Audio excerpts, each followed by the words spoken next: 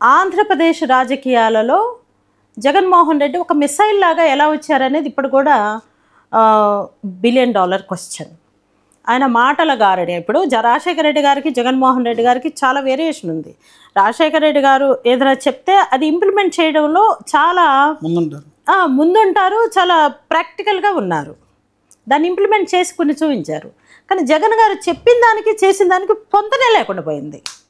ఇప్పుడు for example first time Chandrababu Naidu గారు CM అయినప్పుడు 33,000 ఎకరాల భూమిలో ఆ విస్తరణలో రాజధానిని నిర్మించుకొని పెద్దగా చూపించుకుందాం ఆంధ్రప్రదేశ్ని. అసలు దక్షిణాది రాష్ట్రాల్లో మళ్ళీ కొత్తగా ఏర్పడిన రాష్ట్రం కూడా శరవేగంతో మళ్ళీ మంచి పరుగులు తీస్తుంది అని హిస్టరీని క్రియేట్ చేసుకోవాలనుకున్నారు. కానీ జగన్మోహన్ రెడ్డి గారు చెప్పిన మాటలకు కానీ ప్రసంగాలకు కానీ ఆయన ముద్దులకు కానీ హద్దులు లేకుండా ప్రవర్తించి మొత్తాన్ని గారడీ చేసి గవర్నమెంట్ని ఫామ్ చేయగలిగారు. అప్పుడు ఆంధ్రప్రదేశ్ ప్రజానీకానికి మనస్తత్వాన్ని అర్థం చేసుకోవడానికి కొంత టైం పట్టింది నాకు కూడా. So that is the reason నేను అసలు వైసీపీలోకి వెళ్ళదలుచుకోలేదు. అంతకంటే మౌనంగా ఉండి, నేను లాయర్ని మీకు తెలుసు, ప్రాక్టీస్ చేసుకుంటూ ఇక్కడ మళ్ళీ ఎగ్జిస్టెన్స్ క్రియేట్ చేసుకోవాలనే దాని మీద నేను వర్క్ చేశాను తప్ప తప్పుడు రాజకీయాలు, నేరస్తుల రాజకీయాల్లోకి నేను ఎంటర్ అవ్వాలని గట్టిగా నేను అనుకోలేదండి. కారణం ఏంటంటే ఈరోజు నేను నా గురించి మరి మీకు తెలుసో లేదు, ప్రజాజీవనం కోసం నేను పిల్లలే వద్దనుకున్నాను, వైవాహిక జీవితం వద్దనుకున్నా. ఇప్పుడు బ్యాచిలర్గానే ఉన్నా. మీకు నేను కాఫీ పెట్టి ఇచ్చే ఇది కూడా లేదు, వ్యవధి కూడా లేదు. ఫుల్ మీరు ఎలా ఉన్నారు, అన్మ్యారీడ్ బ్యాచిలర్స్ ఎలా ఉన్నారో అలా ఉన్నారు. నాకెవరన్నా ఇస్తే నేను తిని తాగే ఉండే పరిస్థితిలో ఉన్నాను.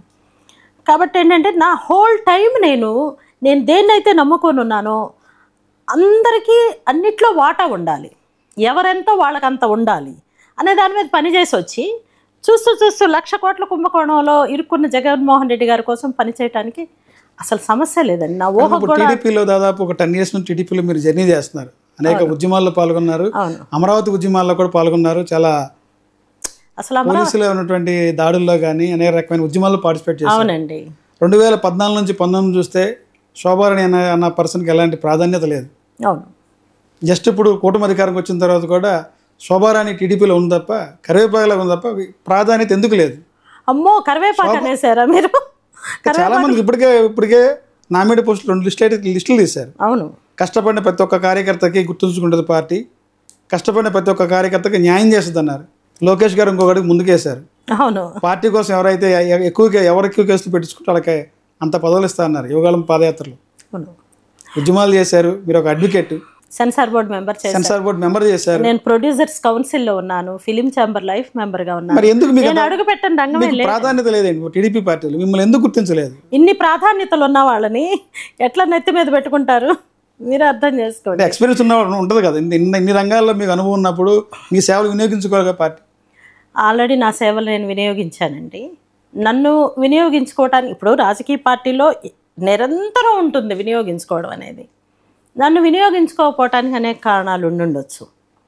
నేనేమనుకుంటున్నానంటే వీటన్నిటిని సర్దుబాటు చేసుకొని, అంటే ఇంకా చైల్డ్ లాగే ఉంది కదా బడ్, ఇప్పుడు కూడా ఆంధ్ర రాష్ట్ర ప్రభుత్వం ఒక బడ్ లాగే ఉంది కదా, మొగ్గలాగే ఉంది కదా, అది ఇంకా విచ్చుకోలేదు, పువ్వు అవ్వలేదు పరిమళించడానికి. ఇప్పుడు కొంచెం స్మూత్గా రన్ చేసుకోవడానికి చిన్న అపాయింట్మెంట్స్ ఇచ్చేసేసి బలమైన కమిషన్స్ మీ దృష్టిలో ఉండుండొచ్చు. మహిళా commission, human rights commission, SC commission, law commission, RERA commission, minimum wages commission, శిశు సంక్షేమ శాఖకు సంబంధించిన కమిషన్స్, తర్వాత ఇంకా చాలా ఉన్నాయి. There are lots of commissions. Constitutional commissions ఉన్నాయి, చాలా ఉన్నాయి. వాటిని ఇంకా టచ్ చేయలేదు బాబు గారు. నేను అనుకుంటే అక్కడ నన్ను ప్లేస్ చేస్తారు అనుకుంటున్నా. ఎందుకంటే అన్ని విషయాల్లో నేను కొంత ఎక్స్పీరియన్స్డ్గా కనిపిస్తున్నాను కాబట్టి మీలాంటి వాళ్ళు నన్ను ఇంత కంఫర్టబుల్గా ఇంటర్వ్యూ చేయగలుగుతున్నారండి. అందుకని నాకు ఖచ్చితంగా అక్కడ ప్లేస్ ఇస్తారని నేనైతే అనుకుంటున్నాను. ఒకవేళ ఇవ్వని పరిస్థితి కనుక ఉంటే తెలుగుదేశం పార్టీలో సామాజిక న్యాయం అనే పదానికి ఆస్కారం లేదు. అంత బాగా పనిచేశాను. మీరు అమరావతి గురించి ఎత్తారు కాబట్టి, అమరావతి రాజధానిగా లేదు అని, ఇది అమరావతి కాదు శ్మశానం లాగా ఉంది, భ్రమరావతి లాగా ఉంది అని మాట్లాడినప్పుడే నాకు అసలు ఎంత హార్ట్కి కొట్టుకుందంటే అండి, ఇది నేను పుట్టిన గట్ల గుంటూరు జిల్లాలోనే నేను పుట్టి పెరిగి చదువు అయిపోయిన తర్వాత నేను ఉమ్మడి రాష్ట్రంలో హైదరాబాద్ వెళ్ళానండి.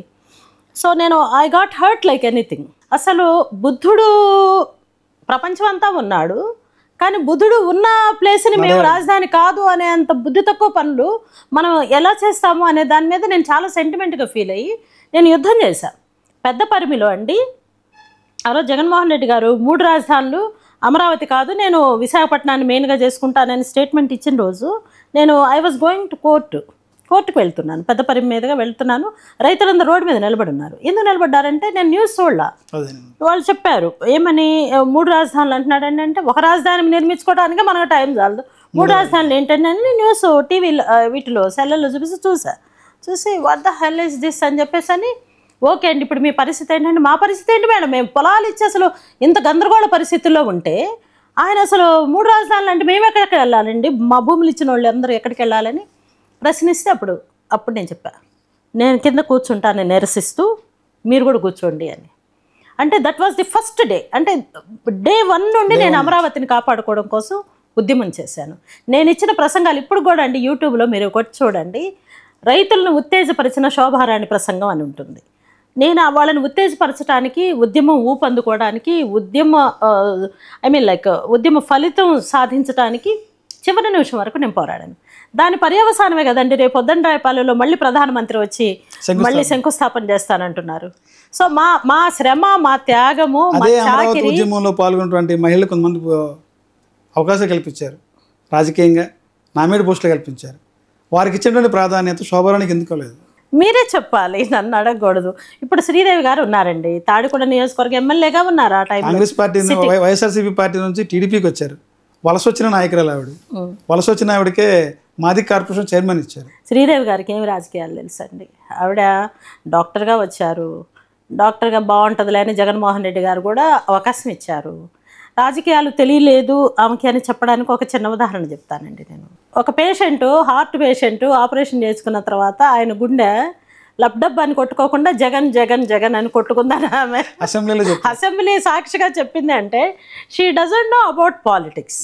అసలు ఆ డైలాగ్ వలన ఎంత చీప్ లుక్ వస్తుంది, జనంలో ఎంత వ్యతిరేకత వస్తుంది అనేది గమనించుకోలేదు. దాని అర్థం ఏంటి, శ్రీదేవి గారికి రాజకీయాలు తెలీదు అని. అంత మాత్రం చేత ఒక డాక్టర్ రాజకీయాల్లోకి రావడం అనేది మంచిదే. కోడెల శివప్రసాద్ గారు డాక్టరు, చాలామంది డాక్టర్లు, చాలామంది ప్రొఫెసర్లు, లెక్చరర్స్, అనలిస్టులు చాలామంది తెలుగుదేశంలో ఎమ్మెల్యేలు, ఎంపీలు, మినిస్టర్లు అయ్యారండి. అందుకని శ్రీదేవి గారు డాక్టర్గా చూసి డాక్టర్ అవసరం ఇక్కడ కావాల్సింది మనకి మామూలు ఎంబీబీఎస్ డాక్టర్లు ఫిజిషియన్స్ కాదు, సమాజానికి మందేయగలిగిన డాక్టర్లు కావాలి. సో ఆ అమ్మాయి లక్ ఏంటంటే డాక్టర్ అవ్వడం. అందువలన ఆమె నేను ఒకే ఏజ్ అండి. వాళ్ళ నాన్నగారు కూడా నాకు బాగా తెలుసు. ఇక వాళ్ళ నాన్నగారు కాంగ్రెస్ పార్టీలో సీనియర్, నేను ఇక్కడే పుట్టి పెరిగాను కాబట్టి ఆయన ప్రతి కాంగ్రెస్ నాయకుడిగా ఉండి ప్రతి ఎలక్షన్లో నామినేషన్ వేసేవాళ్ళు ఆయన.